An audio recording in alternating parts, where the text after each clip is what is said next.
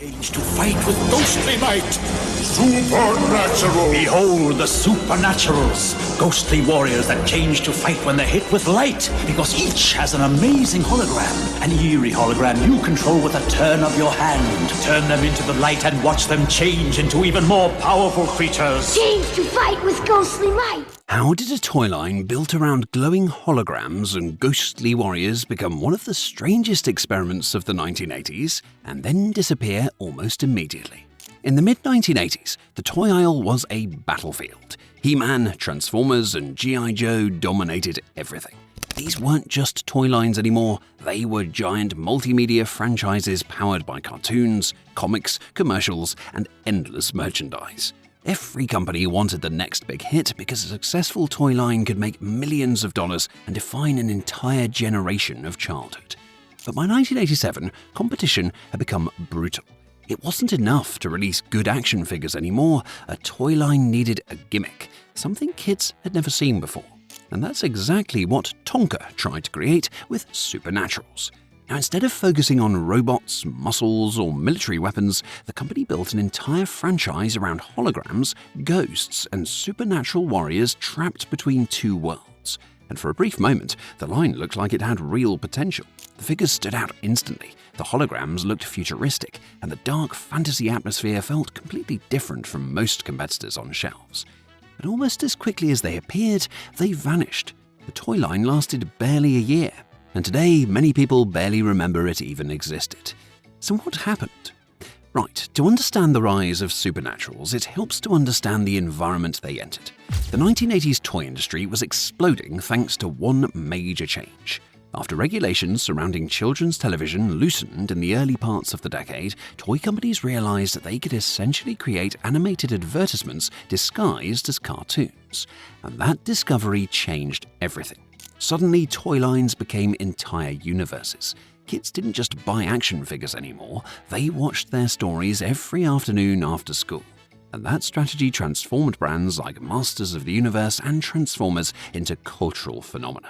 And every company wanted to repeat that success, of course. Now, Tonka was already famous for its durable toy trucks, but Supernaturals represented something very different. Instead of sticking to what worked, the company decided to take a huge creative gamble. The concept launched in 1987 and immediately stood apart from almost everything else in stores. And the central gimmick was holograms. Each warrior figure featured large holographic images embedded directly into their chest and shield. Tilt the figure one way and you'd see a human warrior.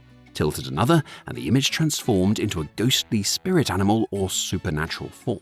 Now, for kids in the 1980s, this was absolutely magical. The holograms shimmered and changed in ways most toys simply couldn't, and combined with glow-in-the-dark weapons and dark fantasy designs, the figures looked futuristic and mysterious at the same time.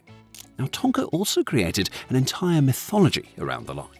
According to the backstory, ancient warriors entered a mystical tomb of doom, seeking power, only to become trapped as supernatural ghost warriors forever locked in battle. The franchise split into two opposing factions, the heroic warriors and the evil warriors. Now, the heroes were led by Lionheart, a noble king whose hologram transformed into a roaring lion spirit.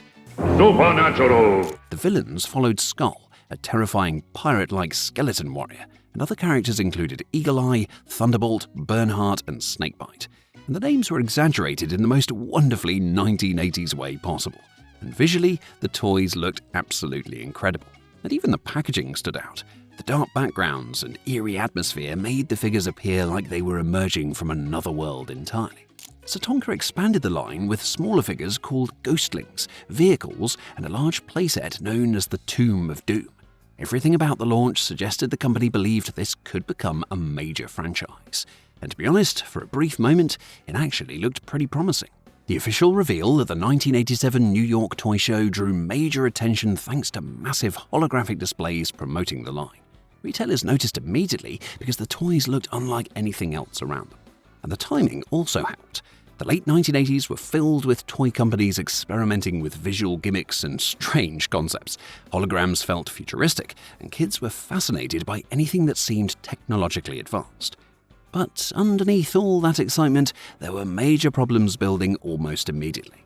Now, the first issue was the holograms themselves. They looked amazing, but they were expensive.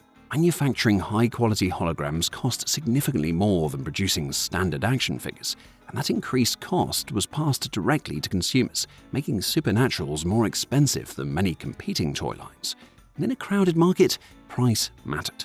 Parents comparing figures side by side often chose cheaper brands with more recognizable characters or larger ecosystems of toys. And then there was another problem. The gimmick looked impressive, but it didn't actually add much to play itself. The holograms were visual, yes, but passive. Kids could admire them, but they didn't transform, move, or interact mechanically. And compared to Transformers, where the toys physically changed shape, or G.I. Joe, which offered huge vehicles and playsets, the holograms eventually started feeling more like a novelty than a gameplay feature. And of course, the competition was overwhelming. Supernaturals launched during one of the most crowded periods in toy history.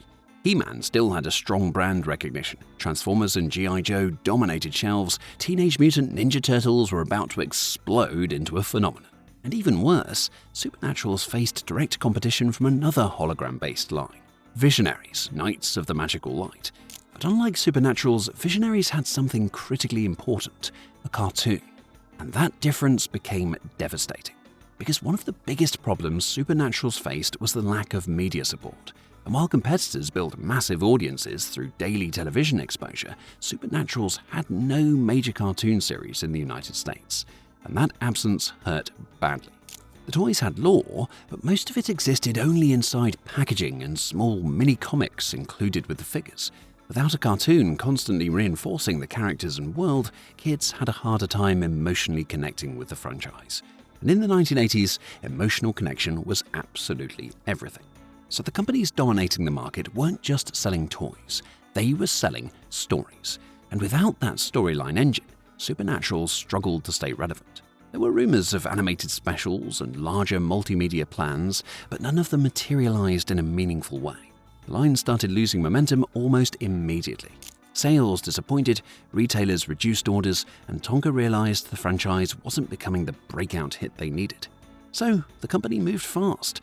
The plug was pulled after only one major wave of products, and just like that, Supernaturals disappeared. No long-running cartoon, no expanded universe, no second chance. The ghostly warriors vanished from toy shelves almost as quickly as they had arrived. But strangely, that short lifespan became part of what made the line memorable later on. Because failed toy lines often become fascinating to collectors, and Supernaturals developed a cult following. And a large part of that came from scarcity. Since the line lasted such a short time, surviving figures became relatively rare. But the bigger reason was the design itself. The toys still looked unique, and even decades later, the holograms remain visually striking. The dark fantasy atmosphere, glowing weapons, and supernatural themes gave the line an identity unlike almost anything else from the era. Collectors began hunting for complete figures with undamaged holograms, and prices slowly climbed over the years. And today, sets like the Tomb of Doom playset or complete vehicles are considered major collector pieces among vintage toy fans. And in hindsight, many people now appreciate the ambition behind the line even more. Because Supernaturals represented a period in toy history when companies were willing to experiment wildly in search of the next big thing. Some experiments became massive successes, and others disappeared almost instantly. The interesting thing about Supernaturals is that even though it failed commercially, people still remember it emotionally. Because the holograms left an impression, the ghostly aesthetic stood out, and the idea itself felt strangely ahead of its time. So what caused the rise and fall of Supernaturals? Well, the rise came from bold visual design, futuristic hologram technology, and a willingness to try something completely different in an overcrowded market. The fall came from high production costs, overwhelming competition, and the lack of a cartoon that could build long-term emotional investment with audiences. But of course, the legacy survived. Because sometimes the toy lines people remember most aren't the ones that lasted forever. Sometimes they're the strange, ambitious ideas that appeared for a moment, shimmered very brightly, and disappeared like ghosts.